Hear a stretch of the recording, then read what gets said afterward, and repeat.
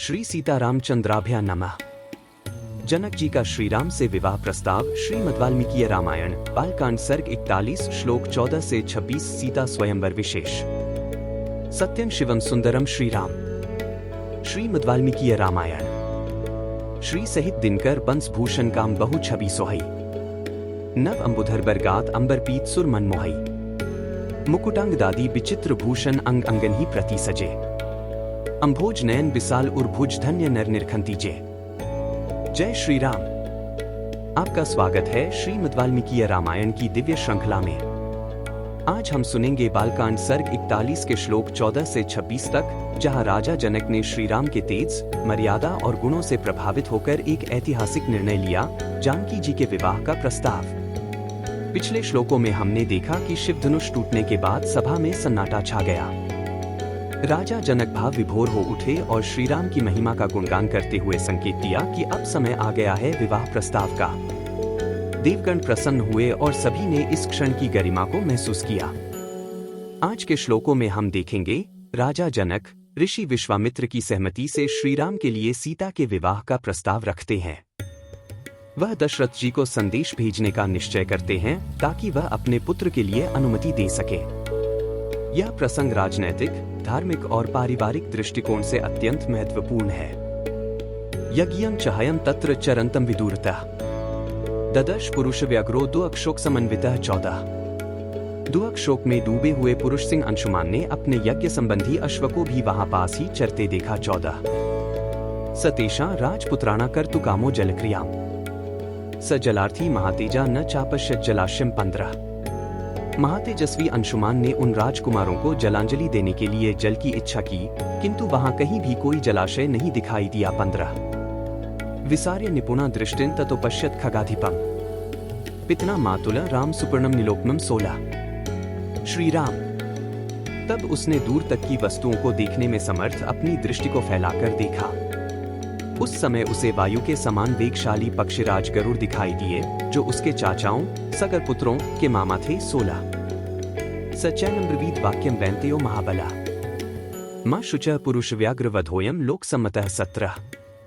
महाबली विंतानंदन गरुड़ ने अंशुमान से कहा, पुरुष सिंह, शोक न करो, इन राजकुमारों का वध संपूर्ण जगत के मंगल के लिए हुआ है। 17। कपिलेना प्रमेयन दग्धा ही में महाबला। सलिला नारहसी प्राज्ञदातुमेषा ही लौकिकम। 18। विद्वन। अनंत प्रभावशाली महात्मा कपिल ने इन महाबली राजकुमारों को दग्ध किया है। इनके लिए तुम्हें लौकिक जल की अंजलि देना उचित नहीं है। 18। गंगा हिमवतो ज्येष्ठा दुहिता पुरुषर्षभ। तस्या कुरु महाबाहो पितना सलिल क्रियाम। 19। नरश्रेष्ठ। महाबाहो। हिमवान की जो ज्येष्ठ पुत्री गंगा जी हैं, उन्हीं के जल से अपने इन चाचाओं का तर्पण करो। 19। भस्मराशि कृतानितान प्लावे लोक पावनी। तया क्लिन्नमिदं भस्म गंगया लोककांतया। षष्टिन पुत्र सहस्राणि स्वर्गलोकं गमिष्यति। 20। जिस समय लोक पावनी गंगा राख के ढेर होकर गिरे हुए उन 60,000 राजकुमारों को अपने जल से आप्लावित करेंगी, उसी समय उन सबको स्वर्गलोक में पहुंचा देंगी। लोक कमनिया गंगा के जल से भीगी हुई यह भस्म राशि इन सबको स्वर्गलोक में भेज देगी। 20। निर्गच्छाश्वम महाभाग संगृह्य पुरुषर्षभ। यज्ञम पैतामहम वीर निर्वर्तयितुमर्हसि। 21। महाभाग। पुरुष प्रवर। वीर। अब तुम घोड़ा लेकर जाओ और अपने पितामह का यज्ञ पूर्ण करो। 21। सुपर्णवचनम श्रुत्वा संशुमान्ति वीर्यवान। त्वरितम हैमादाय पुनरायान महात्पाः। 22। गरुड़ की यह बात सुनकर अत्यंत पराक्रमी महातपस्वी अंशुमान घोड़ा लेकर तुरंत लौट आया। ततो राजान्मासाद्य दीक्षित रघुनंदन। निवेद्यत यथावृत्तं सुपर्णवचनम। तथा 23। रघुनंदन। यज्ञ में दीक्षित हुए राजा के पास आकर उसने सारा समाचार निवेदन किया और गरुड़ की बताई हुई बात भी कह सुनाई। 23। तच्छ्रुत्वा घोर संकाशम वाक्यमंशुमतो नृपः। यज्ञम निर्वर्तयामास यथाकल्पं यथाविधि। 24। अंशुमान के मुख से यह भयंकर समाचार सुनकर राजा सगर ने कल्पोक्त नियम के अनुसार अपना यज्ञ विधिवत पूर्ण किया। 24। स्वपुरं त्वगम श्रीमानिष्टयज्ञो महीप्तिः।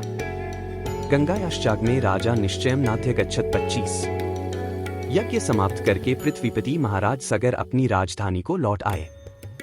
वहां आने पर उन्होंने गंगाजी को ले आने के विषय में बहुत विचार किया, किंतु वे किसी निश्चय पर न पहुंच सके। 25 अगत्वा निश्चयन राजा कालीन मेहता महान 63 वर्ष सहस्राणी राज्य कृत्वा दिवंगतः। 26 दीर्घकाल तक विचार करने पर भी उन्हें कोई निश्चित उपाय नहीं सूझा और 30,000 वर्षांतक राज्य करके वे स्वर्गलोक को चले गए। 26 इत्याशे श्रीमद् रामायणे वाल्मीकीय आदिकाव्ये बालकांडे 1/4 सर्ग 41।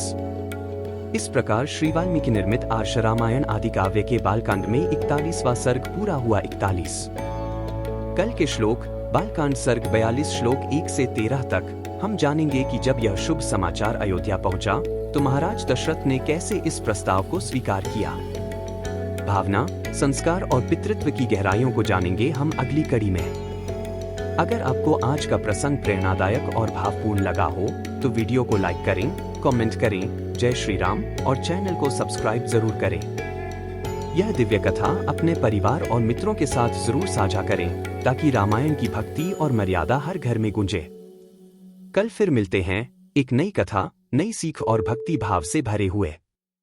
तब तक के लिए जय श्री राम। बार बार बर मागो हर्षी देहु श्री रंग, पद सरोज अनपाइनी भक्ति सदा सत्संग। कथा विसर्जन होत है, सुनो वीर हनुमान, जो जन जंग से आए हैं सो तंग कर ही पयान।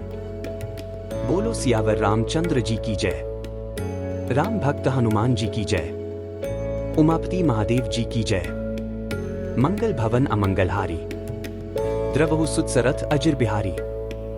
दीन दयाल बिरिदु संभारी, हरहु नाथ मम संकट भारी।